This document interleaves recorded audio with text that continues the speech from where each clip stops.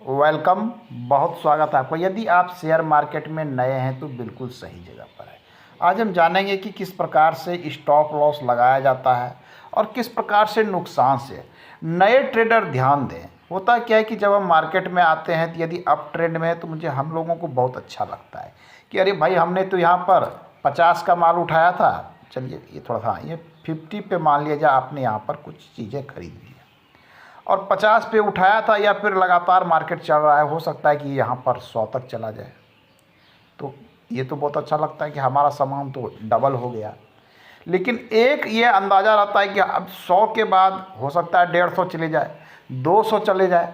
तो stop loss से हमें किस प्रकार से लगा के कार्य करना है कि नुकसान कम हो। जब ये मार्केट कोई भी मार्केट लगातार नहीं बढ़ता है, एक बात तो आप मान लें, ये जब भी बढ़ेगा तो एक ग्राफ पैटर्न के अनुसार बढ़ता है।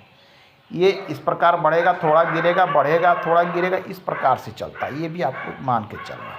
तो यहाँ पर यही हुआ, ये लगातार यहाँ से बढ़ रहा था, लेकिन जैसे ही देखिए कि इसमें कुछ चेंजिंग क्या आ रहा है, एक साइडवेज बन रहा है। साइडवेज करने का अर्थ होता है कि एक रेंज में कार्य करना। ये देखिए, ये सारे कैंडल एक रेंज में लगातार जब कार्य करना शुरू कर दे तो ये तय नहीं है कि गिरेगा, ये गिरेगा ऐसा नहीं है, ये गिर भी सकता है और ये हो सकता है कि पुनः ब्रेकआउट लेके ऊपर चला जाए। दोनों चीज़ें हो सकती है।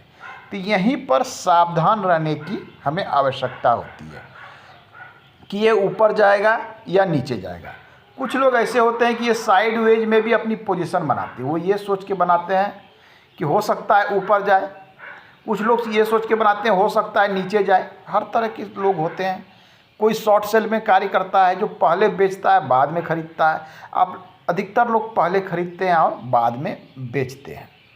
तो यहाँ पे नुकसान से बचने का हम उपाय बता रहे हैं। यदि आपने किसी शेयर में पोजीशन बना रखा है और ये साइडवेज थोड़े दिन तक चल रहा है तो आपको सतर्क रहने की यहाँ आवश्यकता है कहीं भी, लेकिन यहाँ पर विशेष सतर्क रखना है। क्योंकि साइडवेज यदि टूटता है तो मार्केट या तो तेज़ी से ऊपर जाएगा या तो तेज़ी से नीचे जाएगा। अब है कि इसमें स्टॉप लॉस हम किस प्रकार से लगाएंगे, इस बात पर ध्यान देंगे।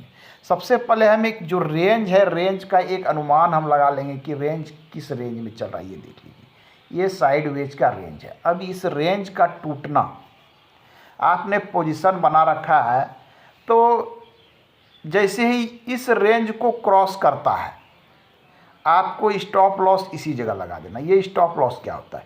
स्टॉप लॉस आप रख सकते हैं 2%, 3%। करने का अर्थ है कि आप कितना नुकसान सस्टेन कर सकते हैं। आपने कोई शेयर यदि 100 रुपये में ख़रीदा है मान लिया जाए, तो आप कितना नुकसान उसमें बर्दाश्त कर सकते हैं, सस्टेन कर सकते हैं। तो इस पे आप पे निर्भर करता है। कोई आदमी 5% तक नुकसान सह सकता है, कोई 2% ही सह सकता है। तो इन चीज़ों को देखना। आपने यहाँ पर 100 रुपये में मान लीजिए जब पोजीशन बना लिया है, इसके आसपास में 100 रुपये में यहाँ पर आपने पोजीशन बना लिया है। अब मार्केट यहाँ से गिरेगा तो नुकसान कितना सहना है। हो सकता है आपने 100 रुपये का रेंज ये मान के चलते हैं, यहाँ पे आपने शेयर खरीदा है। शेयर अप भी हो सकता है, डाउन भी हो सकता है। यदि डाउन होता है तो आपको स्टॉप लॉस कहाँ लगाना है? इस जो रेंज जो ये नीचे वाला बन रहा है, इस रेंज के नीचे स्टॉप लॉस को लगा देना है कि यदि इसके नीचे मार्केट चला आता है किसी कारणवश, यदि इसके नीचे मार्केट चला आता है तो आपका जो है ऑटोमेटिक ट्रेड यहाँ बिक जाएगा और यहाँ से आप इजी वे में बाहर निकल सकते हैं और अपने नुकसान का भरपाई कर सकते हैं, नुकसान को कम कर सकते हैं।